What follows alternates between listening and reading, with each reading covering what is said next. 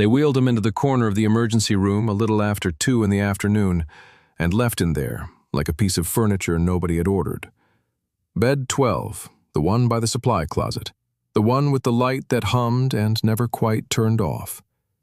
He came in on his own, walked through the doors holding his left side, 78 years old, gray beard down to the third button of his shirt, a faded leather vest with the patches picked off so you couldn't read where he'd been. He told the intake nurse his chest hurt and that his ribs felt wrong, and she looked at the boots and the beard and the ink on his forearms and wrote down chest pain, possible intoxication. And that second part wasn't true, but it followed him down the hall anyway. They parked him and they forgot him. 3 hours. A man having what turned out to be 2 cracked ribs and a heart doing something it shouldn't. And they walked past him 30, 40 times, and not one of them stopped. What none of those people in their clean scrubs understood, what not a single one of them had the first idea about, was who they had just left to rot in the corner of that room. A long time ago, in a place most of them couldn't find on a map, surgeons with more letters after their names than that whole hospital could field used to go quiet when this man's name came up. Because he had done with a folding knife and a poncho liner what they couldn't do with a full theater. Nobody in that ER that afternoon had the first idea what was about to roll through those ambulance doors, or what the old man in bed 12 was going to have to become one more time to keep a room full of strangers alive. Stay with me, because at 5:47 that same afternoon, 41 people were about to arrive at once, and only one man in the building had ever kept that many hearts beating with his own 2 hands. It started a little earlier than that, back at the front desk, and you need to see the whole thing to understand why the corner of that room mattered so much later. His name was Earl Vance, though nobody asked. He'd ridden in from a county road 40 miles out, felt the tightness climbing up under his collarbone somewhere around the grain elevator, and made the call a younger man's pride wouldn't have. He rode to the hospital, parked the bike himself, straight, front wheel turned in the way a man does when he still respects the machine, and walked in under his own power because he had never in his life been carried anywhere he could walk. The desk nurse, 26, tired, 3 hours from the end of a double, took one look and made the arithmetic people make. Old, rough, alone. She didn't do it out of cruelty. She did it out of the thing that's worse than cruelty, which is not seeing a person at all. She wrote her note. A tech wheeled him back, and Earl Vance, who had never once in 50 years asked a room to notice him, folded his hands over the pain in his side and settled in to wait. Because waiting was a thing he understood better than almost anyone alive. Let me stop the clock right there, because I know what you want. You want me to skip to the part where the doors bang open and the old man stands up. Everybody does. But you will not understand 1 second of what he does at 5:47 unless you sit here with me in the quiet part first and learn exactly who was sitting in that corner. So we slow down. Earl Vance got up every single morning at 4, had for 39 years, since the day the Army decided it was done with him and he decided he was done with the Army. Coffee first, black, in a steel cup dented on one side. Then the shop out back, a lean-to with a dirt floor and a single bulb, where he kept an old shovel head he'd been putting back together one bolt at a time since his wife passed. The smell out there was gasoline and cold metal, and the particular dust that settles on a place a man works alone. The vest hanging by the door still carried the ghost marks of patches he'd picked off himself years back, not out of shame, but because Earl Vance had never once needed a piece of leather to say who he was, when his hands already did the talking. He fixed things, small engines mostly, for people who couldn't pay a real shop, and half the time he told them the part came free when it hadn't. Quiet man.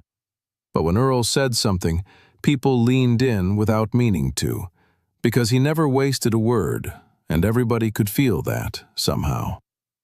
6 years back, a kid showed up at the end of his gravel drive, 19 then, running from a house 40 miles the other direction. A boy named Danny, with a black eye going yellow, and no plan past the end of the county. Earl didn't ask him what he was running from. He handed him a wrench and pointed at a carburetor and said, "Take that apart." And when the boy did it wrong, Earl didn't shout. He just took it back and did it slow, so the boy could watch his hands. That was the whole hiring, a wrench and a nod.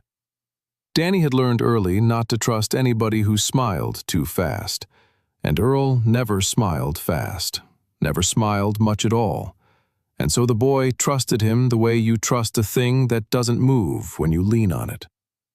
Earl gave him the spare room and a set of keys, and never once raised his voice at him in 6 years. That's the boy you need to remember. Danny. 25 now, sharp as a fresh blade, working an oil change 2 counties over that same afternoon. Phone in his back pocket. No idea yet that the old man who'd saved his life without ever mentioning it was sitting in the corner of an emergency room being treated like nothing at all. Now, the reason that was the way it was, 2 years back, the whole region got bought. Some outfit out of a city 3 states away swallowed 4 county hospitals and turned them into what they called a network. And the man they sent to run this one was named Colby Rourke, 34, a suit the color of wet slate, and a smile that never once made it all the way up to his eyes. Rourke had a chart on his wall. Throughput, they called it. Patients per hour. And he had cut the night staff to the bone to make the chart go the right direction. He'd grown up the son of a man who'd been fired from a plant by people exactly like the man Colby had become. Watched his own father swallow that humiliation at a kitchen table without ever answering it. And somewhere in there, young Colby decided he would never be the one who got told no. So he became the one who did the telling. He didn't hate anybody. He just could not see anybody who didn't move his numbers. And the numbers were why there were 2 nurses and 1 exhausted resident covering an emergency room built for 6. And the numbers were why bed 12 stayed empty of everything except an old man for 3 hours. Rourke wasn't in the building that afternoon. Rourke was never in the building when the thing he built came due. That's how it works with men like that. They set the room up to fail, and then they're 40 miles away when it does. There was one more person you have to meet before the doors open, and that's Alma Reyes, 59, charge nurse, 31 years in that same building back when it had a different name over the door. Alma had put one finger on Rourke's staffing sheet at a meeting 9 months earlier and said, in a private office with the door shut, "You are building a room that cannot hold a bad day, and one day a bad day is going to come. And my people are going to be standing in front of it with our hands empty." Rourke had smiled the smile and told her the data didn't support her concern. Alma took no satisfaction in being right. She was on shift that afternoon, running between 4 crises at once, and it was Alma, at 5:44, who took the call that changed the temperature of the whole building. A voice from dispatch, flat and fast the way those voices get when they've stopped being able to afford feelings. Multi-vehicle, interstate. A tour bus and 2 semis and a string of cars behind them. Mass casualty, inbound, 40 plus. Alma triggered the mass casualty page in the same breath, and every off-duty nurse and tech in the county got the call. But the closest of them lived 40 minutes out on gravel roads, and the only other trauma bay in the region was 90 minutes past that, and already drowning in its own overflow. So whatever was going to happen in that room in the next hour was going to happen with the hands already standing in it. And Alma Reyes, 31 years in, stood in the middle of a room built for 6 with 2 nurses and 1 resident. And for one long second, she couldn't make her feet move. Because she had done the arithmetic Rourke never would. And the arithmetic said, people were going to die on her floor tonight, for want of hands. Here is what had happened out on that interstate in the 20 minutes before the call. A tire on a chartered bus, 60 years old between the passengers, church trip coming home, had come apart at 72 miles an hour and put the whole thing sideways across 2 lanes, and a semi that couldn't stop in time had folded the back third of it, and the cars behind had done what cars do. Glass and steel and folded metal for a quarter mile. And an ordinary Tuesday afternoon in a quiet county turned, in about 9 seconds, into the worst thing that stretch of road had ever seen. That's the wave that was rolling toward Alma Reyes and her empty-handed room. And just like that, the whole shape of the day changed. It stopped being a slow afternoon somebody could survive by not paying attention. It became something that was going to demand every hand in the building, and about 30 more that weren't there. The first ambulance came through the doors at 5:47, and behind it you could already hear the others, that stacked wailing that means it is not one, it is many. It is more than you have. And that is the moment the corner of the room finally mattered. Because when the doors banged, and the first gurney came through slick with somebody's blood, and the one resident froze for half a second the way a man freezes when the size of a thing lands on him all at once. A voice came out of bed 12. Quiet. Not loud. It never once got loud that whole night. It just cut through. The old man had swung his legs off the bed, one hand still pressed to his cracked ribs, and he said, "How many are coming?" Alma turned, ready to snap at whoever it was, and something in the way he'd asked it stopped her. It wasn't a scared question. It wasn't a bystander's question. It was the question a man asks when he already knows the answer is going to be terrible, and he's asking anyway so he can start doing the math. 40 plus, she said, before she even decided to answer him. And Earl Vance nodded once, like a man confirming a weather report, and got to his feet. And the whole room watched him do it, this old man in the leather vest hauling himself up off bed 12 with one hand still pressed to his side. 78 years old, gray in the face from 3 hours of being ignored. And for a second, nobody moved, because it made no sense. A patient standing up in the middle of a mass casualty like he had somewhere to be. The resident, 29, a good kid named Peterson with a name badge that still had the plastic shine on it, opened his mouth to say, "Sir, please, sit down. We'll get to you." And that was the last time all night anybody told Earl Vance to sit down. Because Earl wasn't listening to Peterson. Earl was already reading the room. That's the thing you have to understand about the way a man like him looks at a place. Most people see chaos. Blood and noise and gurneys and people yelling and the smell of it, which is a smell you don't forget. Iron and antiseptic and something underneath that's just fear. Earl saw a grid. He saw exits and he saw supply. He counted heads, he counted hands, and in about 4 seconds he had done the arithmetic that Alma Reyes had been dreading since 5:44, and his arithmetic said the same thing hers did. Not enough hands. People were going to die in this room for want of hands. The difference was that Alma had frozen on that number for one long second, and Earl Vance had heard that number his whole life, and it had never once frozen him. It moved him.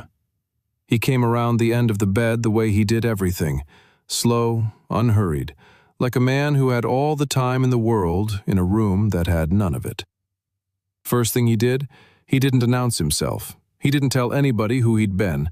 He just walked to the nearest gurney, the one nobody had reached yet, A heavy-set man, maybe 50, with his shirt cut open and his color going the wrong way. And Earl put 2 fingers on the man's throat and 1 hand flat on his chest and stood there for a breath, reading him the way you read weather coming across a field. Then he looked up, found Peterson, and said one thing, quiet, but it carried. "This one first, not the one who's screaming. This one." And Peterson, God bless the kid, looked from the quiet gray man he'd have thrown out an hour ago to the patient nobody had touched, and something in the flat certainty of the old man's voice reached him, and he came. That's the whole thing about panic in a room like that. Panic is looking for somebody to tell it where to stand. And there was a man in a leather vest telling it exactly where to stand, in a voice that didn't shake. And the room, without deciding to, without a single one of them understanding why, started to organize itself around him like iron filings finding a magnet nobody knew was there. Alma Reyes saw it happen. 31 years she'd seen doctors freeze, and she'd seen doctors run, and she'd seen 1 or 2 doctors be exactly what the moment needed, and she knew the difference in her bones by now. And what she was watching from across that room was the third kind, wearing a leather vest and a long silver beard, with a hospital bracelet still on his wrist that said, "Intake believed he was drunk." She made a decision right then that she never once regretted.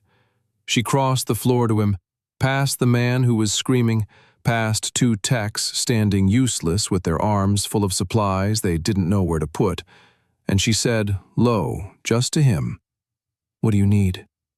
Not, "Who are you?" Not, "What are your credentials?" Not any of the questions the building would want her to ask. Just, "What do you need?" Because Alma Reyes had asked the empty room for hands 9 months ago in a closed office. And here, at 5:49, on the worst Tuesday of her life, a pair of them had stood up out of bed 12 and started working. And she was not, she decided, going to be the fool who told them to stop. Earl looked at her for half a second, took her measure the way he took everything's measure, and answered her like they'd worked 20 years side by side. "Tables cleared along that wall," he said, nodding at it without pointing. "Worst on the left, walking wounded on the right, and anybody who can hold pressure, you send to me. I don't care if they've ever held it before. I'll teach them in 10 seconds. Get me every roll of tape and every pair of shears in this building."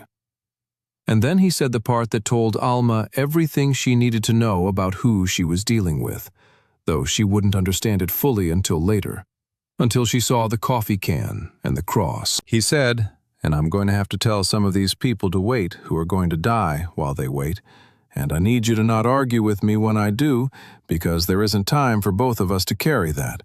So I'll carry it, and you keep the hands moving."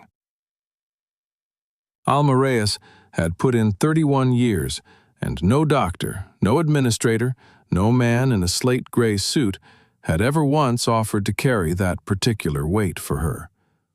She nodded. She didn't trust her voice. She turned, and she started clearing tables. And that's when it truly started. The long night. The war that had nothing to do with fists. 41 broken people rolling in through the doors of a room built for 6 and starved down to less than that by a chart on a wall 40 miles away. The first ambulance had come through at 5:47. By 5:53, there were 4 gurneys in the bay and more sirens stacking up outside, and Earl Vance was moving between them at that same unhurried pace, never faster, because he'd learned in a place worse than this that the man who runs is the man who makes the mistake that costs somebody. And the old man did not make mistakes with his hands.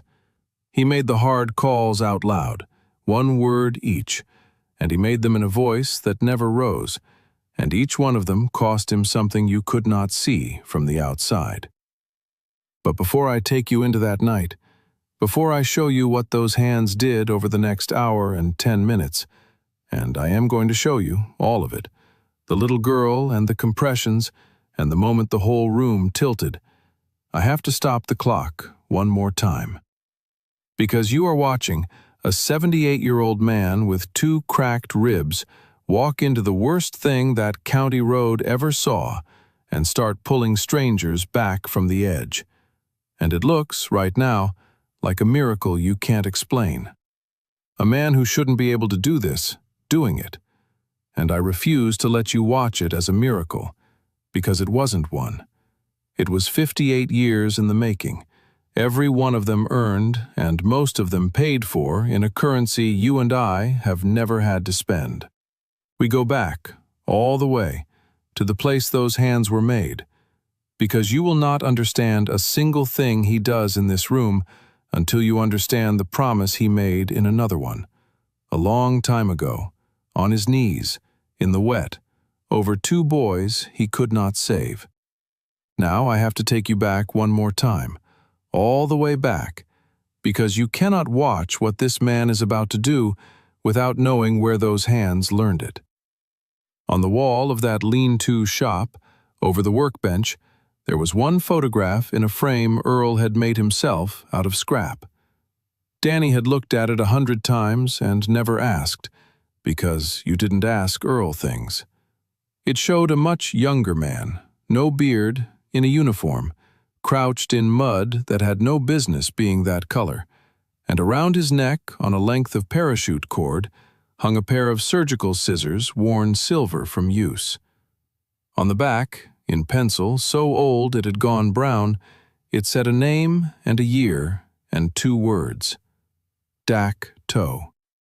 And under the photograph, in a coffee can bolted to the bench, Earl kept a thing he took out exactly once a year, on a night in November, and held with both hands and put back. A cross, bronze star with a V, the kind you earn by doing a thing so far past what any reasonable man would do that the country runs out of ordinary ways to say thank you. Earl Vance had been a combat medic, not the kind they train now, with a truck full of gear and a radio that works. The kind they made in 1968, in a war that ate men whole. The kind who crawled out under fire with nothing but his hands and whatever he could carry, and pulled boys back from the edge of a place most people only visit once. There was a night, and it's the night he never told anybody about, the one that made the promise. His unit got caught in a low place in the dark, and the world came apart. And by the time the sun came up, Earl had worked on 19 men through the whole of it, on his knees in the wet, keeping hearts going with his palms, breathing for boys who'd forgotten how, tying off what he could reach and holding what he couldn't. He got 17 of them out breathing. 2 he didn't. And one of those 2 was a 19-year-old from Ohio named Petey, who died with his hand in Earl's hand, while Earl was 3 feet away, working on somebody he could still save. Earl made a choice that night, the choice every one of those men had to make: who lives and who you can't get to. And it is the heaviest thing a human being can carry, and he carried it for 58 years. Before they shipped him home, he stood over 2 fresh graves in a country that would forget them, and he made a promise, out loud, 1 word at a time, so it would hold. He said, "If I am ever in a room where I can still reach somebody, I will reach them." He didn't mean it as a hero's vow.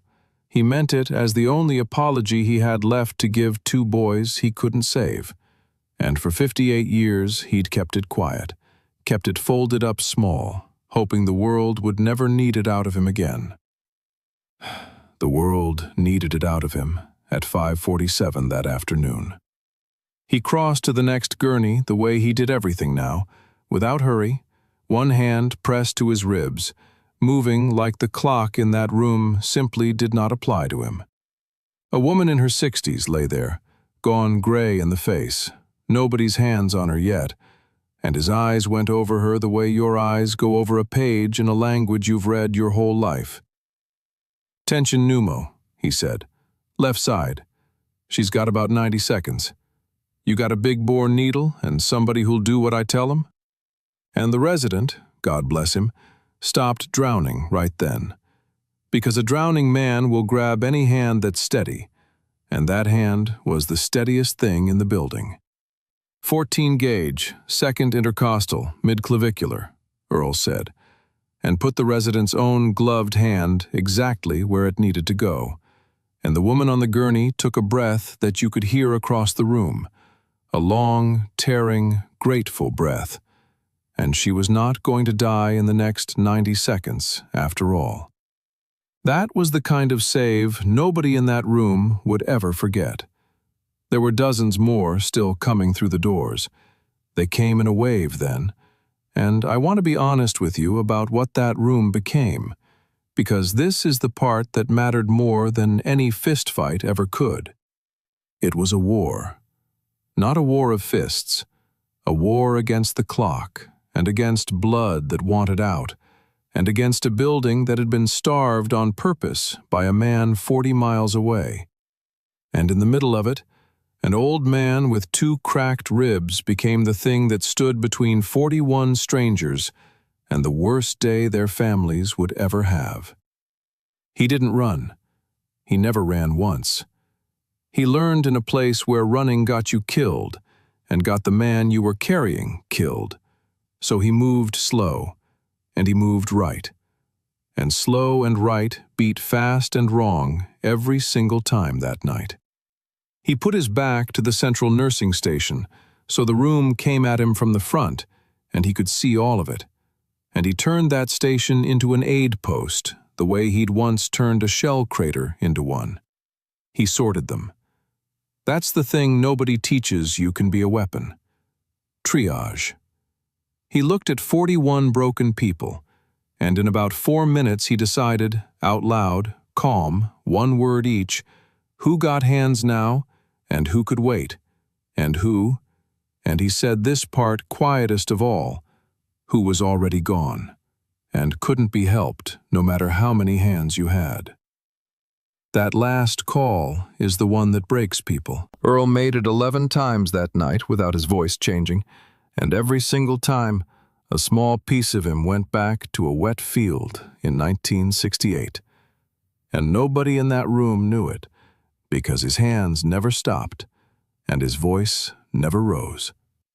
He ran the resident like an instrument, ran the 2 nurses, ran Alma Reyes herself, who had 31 years and took orders from a stranger in a leather vest without 1 second of pride getting in the way, because Alma could tell the difference between a man showing off and a man who had done this before, in a place worse than this. And Earl had done this before, in a place worse than this. Chest tube on the boy in 3, pressure, both hands, don't you let up, count with me. Splint that, it can wait. He won't lose the leg if you get to him in 20 minutes. Get to the belly first. He knew things a modern ER had half forgotten because it never had to remember them. How to improvise a chest seal from a glove wrapper and tape. How to find a vein in someone whose body had given up offering them.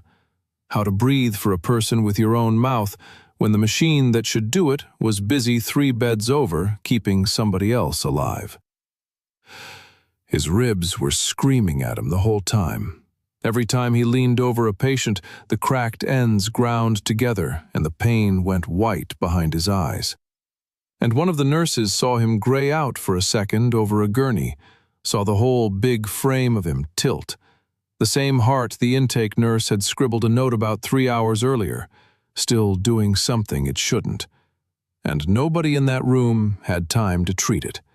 And she started toward him, and Earl put 1 hand flat on the rail and steadied himself and said, "Not now," and went back to work.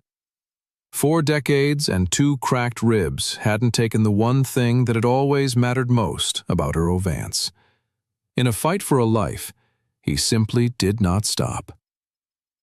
There was a moment, around the middle of it, where it looked like the room was going to lose. It happens in every one of these. The wave crests, and for one terrible stretch, there are more dying people than there are hands, and the math turns against you, and you can feel the whole thing start to slide. A little girl came in, 9 years old, from one of the cars behind the bus, and she coded on the gurney right there in front of everybody. Her heart just quit, and the resident's hands started to shake because she was 9, and he had a daughter that age at home. And for one long, terrible second, the whole room tilted, everybody feeling it slide, everybody about to watch a child go. Earl came across that floor faster than a man with cracked ribs should be able to move. He put the heels of his hands on that little chest, small enough that his 2 hands nearly covered it, and he started to count, out loud, slow and even. And he said to the whole room without looking up, "Everybody breathe. We are not losing this one. Breathe."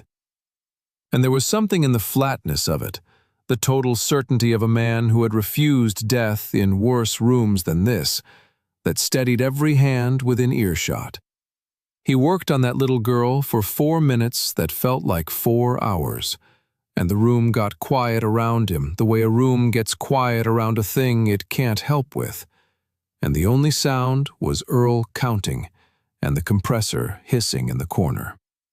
And on the 4th minute, the monitor caught a rhythm, a real one, a stubborn little 9-year-old rhythm, and she pinked up under his hands.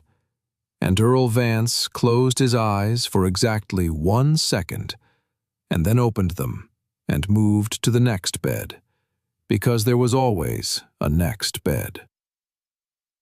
That's the one that got Danny there, by the way, though nobody knew it yet. A nurse who recognized the old biker from a gas station out on the county road had put his name on the board, and somebody had thought to call the number in his wallet. And 40 miles away, a phone rang in an oil change bay, and a young man's whole world tipped sideways. Now here's the second thing you have to understand, and it's the ugly one. While Earl Vance was keeping 41 people alive with borrowed gloves and a 58-year-old promise, Colby Rourke got a call in his car. He was told there was a mass casualty at his facility and that it was being run, by all reports, by an unadmitted patient, a civilian.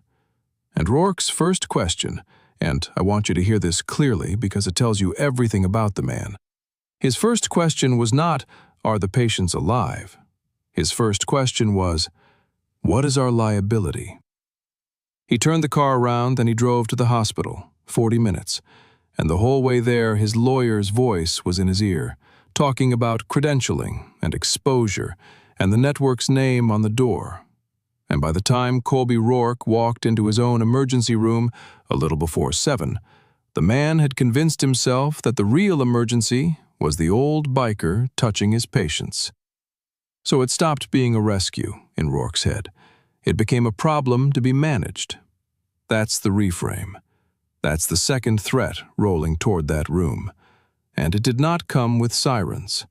It came in a slate gray suit with a clean idea and a lawyer 2 steps behind. And it was in some ways more dangerous than the interstate, because the interstate only wanted to take lives, and Colby Rourke wanted to stop the one man who was saving them. There was an older man in Rourke's orbit that night, a hospital attorney named Bill Hargrove, 61, who'd been drafting contracts for that building since before Rourke was born.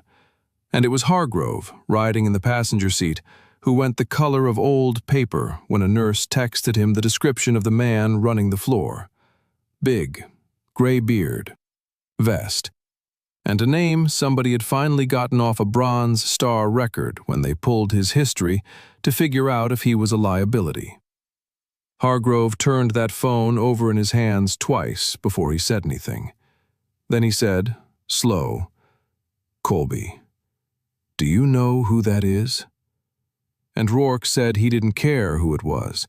And Hargrove, who had a brother who'd come home from a war and never quite come all the way back, said something that Colby Rourke did not have the equipment to understand. He said, "That man crawled through a place you and I can't imagine to pull other men out of it. And he has been in there again tonight, for your patients, for free. and if you walk in there and try to stop him in front of 30 witnesses, you will not survive it. Not in this town. Not anywhere.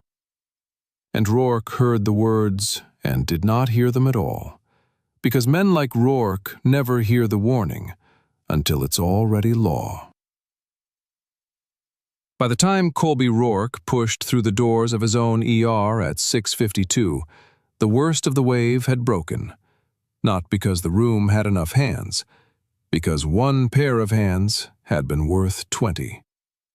41 people had come through those doors, and the count, when it was done, when the last of them was stable or on a chopper to the city, or, for 11 of them, gently and honestly declared beyond anyone's help, the count of the ones who should have died, and didn't, was 14. 14 people were alive at 7 o'clock, who would not have been at 5:47. And every hand in that room knew exactly which pair of hands the 14 belonged to. Earl Vance was sitting down for the first time in over an hour, on a rolling stool by bed 12, gray-faced, one arm wrapped around his own cracked ribs, blood that wasn't his on both sleeves to the elbow. And Alma Reyes was standing next to him, holding a cup of water he hadn't asked for. Because that's what you do for a man like that. You bring him the thing he'd never request. And that is the scene Colby Rourke walked into, a room that his decisions had nearly killed, saved by a man his decisions had ignored. He should have seen it. Hargrove was right at his shoulder, telling him in a low, fast voice to stop, to turn around, to let it be. But Colby Rourke walked to the middle of his emergency room, in his slate-gray suit, in front of every exhausted nurse and the shaking resident and 30 patients and their families packed into the waiting room glass, and he pointed at the old man on the stool, and he started to talk. He said the words liability and unauthorized and credentialing. He said the network could not have unlicensed individuals practicing medicine on the premises. He said, and this is the one that landed wrong in every heart in that room. He said, "Sir, I'm going to have to ask you to leave, and I'll need your information for our records regarding the care you provided." The room went dead silent, the kind of silence that has weight, that presses on your ears. Somewhere a monitor beeped, patient and indifferent, the only sound in the whole place.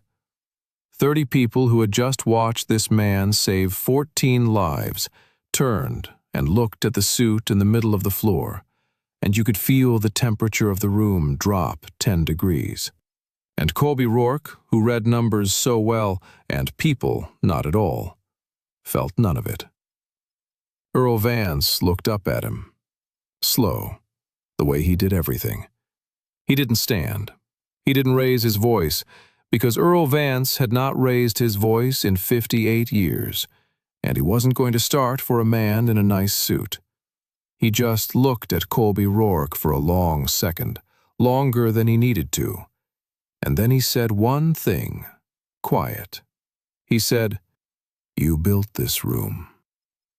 3 words, and they hit harder than any shout could have, because they were true, and everybody knew they were true.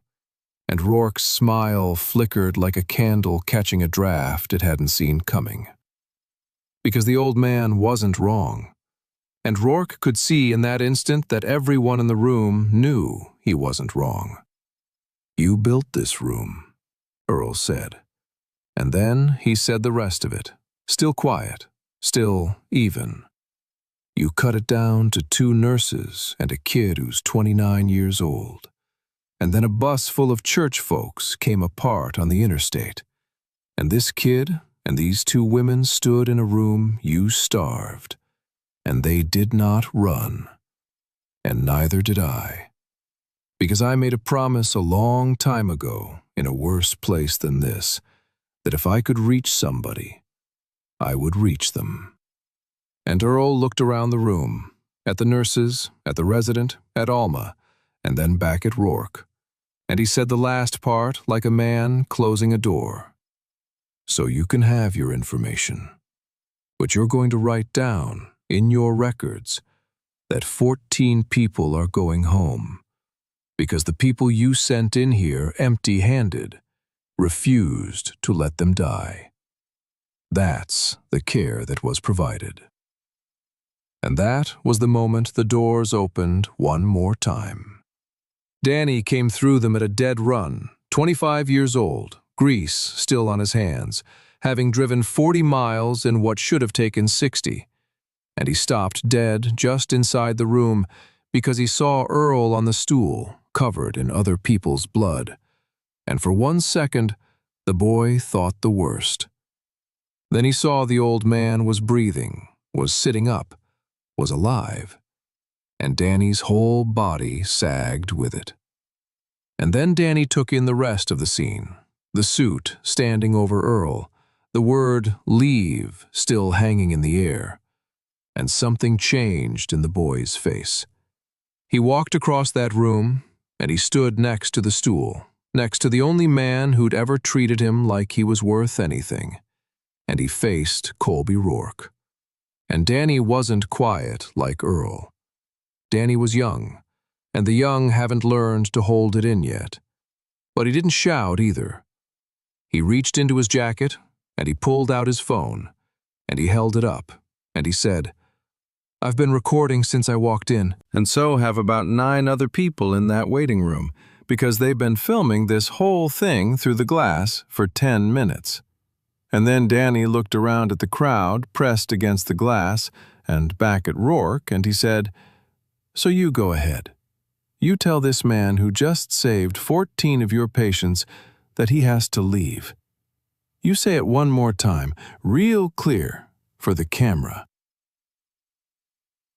It was a bluff, and it wasn't a bluff. Danny had been recording, sure, and so had some of the others, but the real weight of it wasn't the phones. The real weight was that Danny had just shown Colby Rourke the shape of what came next. You could watch the math land on the man in real time. You could watch him run the arithmetic that Hargrove had already run in the car, the arithmetic of a slate-gray suit telling a decorated combat medic to get out of the room where he'd just kept a 9-year-old girl's heart beating with his bare hands. And every path through that arithmetic ended the same place, and it was a place with no floor. Rourke's mouth opened. Nothing came out. Hargrove, at his shoulder, said his name once, low. Colby.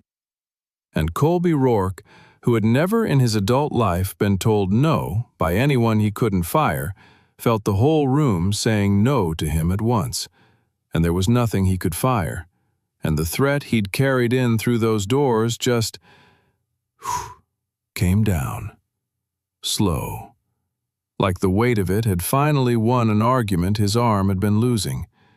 He closed his mouth. He looked at the old man one more time, and he found he could not hold the old man's eyes. And then Colby Rourke turned in his ruined afternoon, and he walked out of his own emergency room, and he did not say one more word, and it was over. Truly over this time.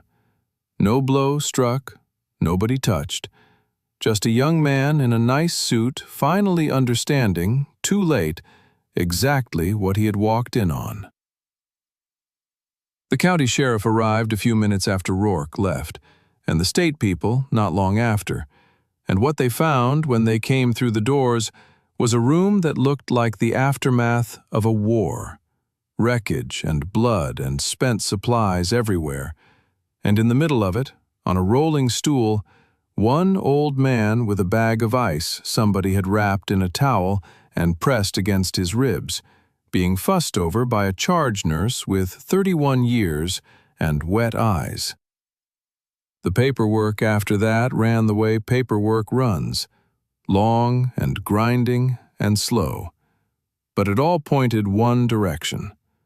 The nurses gave their statements, and the resident gave his, and the woman with the tension pneumothorax, who'd taken that first tearing breath, gave hers from a hospital bed upstairs. and the little girl's parents gave theirs holding each other, and the families in the waiting room turned over their phones, and every single account, every one, said the same thing: that the network had cut the room to nothing, that a stranger had walked out of a corner bed and turned a massacre into 14 people going home, and that the man who ran the building had walked in at the end of it and tried to make the stranger leave. It did not go well for Colby Rourke. Within a month, the network had a story it could not spend its way out of, and Rourke was gone, quietly, the way men like that always leave, with a statement about pursuing other opportunities and a lawyer to make sure nobody used the word fired. The staffing came back, 6 nurses again on the floor, and Alma Reyes got the thing she'd asked for in that private office 9 months before, only now it came with an apology she took no pleasure in, because she'd have traded being right for a quieter Tuesday any day of the week. Bill Hargrove, the old attorney, did a thing nobody expected. He came back to that hospital 2 weeks later, on his own time, and he found Earl Vance, and he shook the old medic's hand with both of his own, and he held it a second too long, and he said, "My brother came home from a war, and I never got to thank the man who patched him up over there. So let me thank you." And then Hargrove, who could have kept his head down and let it lie, went and gave a sworn statement to the state that laid out everything he'd watched Rourke do, and everything he'd warned him against, on the record, in writing this time. And it cost Hargrove something to do that, and he did it anyway, because he'd decided which side of his own life he wanted to have been standing on when it counted. There was a letter, too, about 4 months on. It came to Earl's box out on the county road, and it was from Colby Rourke, and it did not ask for anything. That's the part that mattered. It didn't ask Earl to say he understood, didn't ask him to forgive, didn't try to make itself smaller than it was. It just said, in a young man's careful handwriting, that Rourke had gone back and read the accounts, all of them, and that he had watched one of the videos more times than was good for him, the one where the old man said, "You built this room," and that he had finally understood the thing his own father had swallowed at a kitchen table all those years ago, and that he was sorry, and that he was leaving the field entirely, and that he hoped one day to do work he wasn't ashamed of. Earl read it once, standing at his workbench under the photograph. Then he put it in the coffee can, next to the cross, and he never mentioned it to anybody. Because Earl Vance had learned a long time ago that a man's apology is his own business, and the taking of it is a kindness you do quiet, or not at all. The town found out who Earl was, of course. You can't keep a thing like that quiet once it's on 30 phones. For a while there, people wanted to make him into something, wanted the parades and the plaques and the local news standing on his gravel drive. Earl said no to all of it, the same one-word no he'd built his whole life on.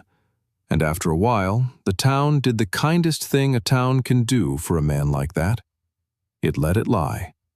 They let him be the quiet fella out on the county road, who fixed small engines and half the time forgot to charge you. They just, all of them, started nodding at him a little different when they passed. That was all he'd ever have wanted anyway. Danny stayed. Of course he stayed. Something between those two had shifted permanently that night in a way that never needed words to be real, and neither of them ever talked about the ER much afterward. But Danny started getting up at 4 in the morning, too, without being asked, and drinking his coffee black out of a second dented steel cup Earl found somewhere and set out one day without a word. The years went the way years go when the loud part is over. Quiet and quick. Earl kept the shop, kept the 4 o'clock hour, 39 years, then 40, then 44.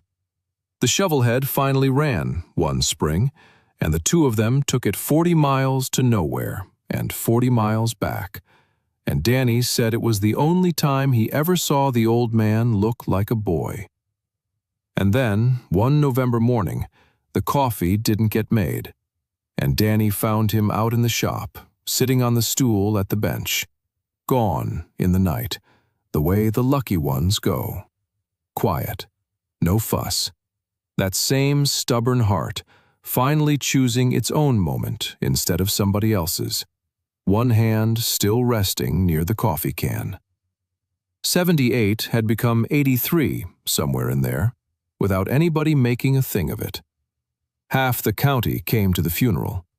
The little girl came, the 9-year-old, except she was 14 now, and she brought flowers she'd grown herself, and she didn't say anything.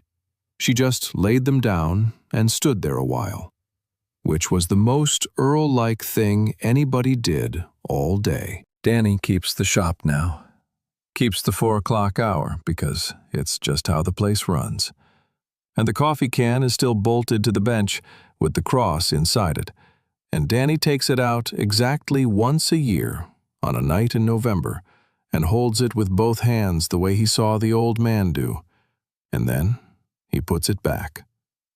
It sits there, year after year, untouched, not forgotten, just no longer needed. The way a fire extinguisher sits behind glass. Think back for a second to where this whole thing started. An old man, a corner bed, a room full of people walking past him like he wasn't there. It looked, in that first moment, like exactly what the world too often is, the strong not seeing the weak. A used-up old rider left to wait in the humming light while everybody with somewhere better to be went on by. That's what Colby Rourke saw when he looked at bed 12. A liability, a rough old man who didn't move the numbers. But that's the thing about quiet men. The quiet isn't weakness. Sometimes the quiet is a choice made on purpose by somebody who has already been all the way to the place violence and death can take a person, and looked at it, and decided to come back from it, and spend the rest of his days fixing small engines and not raising his voice. What Rourke should have seen, what none of them saw until the doors banged open, was a man who had set down the heaviest thing a human being can carry a long, long time ago, and who would pick it back up exactly once, for exactly the right reason, and then set it down again for good. Because by the time it was over, everybody who needed to know already knew exactly who Earl Vance had been, and exactly who he'd chosen to become instead, and there was nothing left for the old man to prove to anyone, and there never had been. Now, the fight in the ER, the suit walking out, all that, that's the part that plays well on a phone screen, and I understand why. But it's honestly the least interesting thing about this whole story, and I think you know that too. The thing worth sitting with tonight isn't the 14 lives, as much as they mattered. It's the 58 years the old man carried a promise he made over 2 graves, and kept it folded up small, and never asked a single soul to know it was there. That's the part I keep coming back to. So let me ask you something, and I mean this. I read every comment on these, all of them. When Colby Rourke pointed at that old man and said, "You'll have to leave," what would you have done if you'd been standing in that room? Would you have found the nerve Danny found? Would you have held your phone up? I'd genuinely like to know, because I think about it more than I should.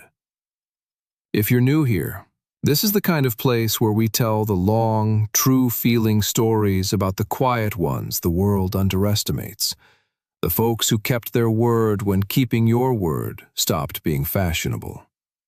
If that's your kind of thing, stick around, subscribe, and stay a while. There's no rush. There are 2 more stories waiting for you right there on the screen when you're ready. One about a widow nobody thought to protect, and the man who did. And one about a debt of kindness that took 30 years to come home. and thank you. Truly. Thank you for caring enough about a story like this one to sit with it all the way to the end. That means more than you know. This is a work of fiction. It was inspired by general themes of service, restraint, and quiet courage. All persons and events are fictitious. Any resemblance to real people is coincidental, and it is intended only for entertainment.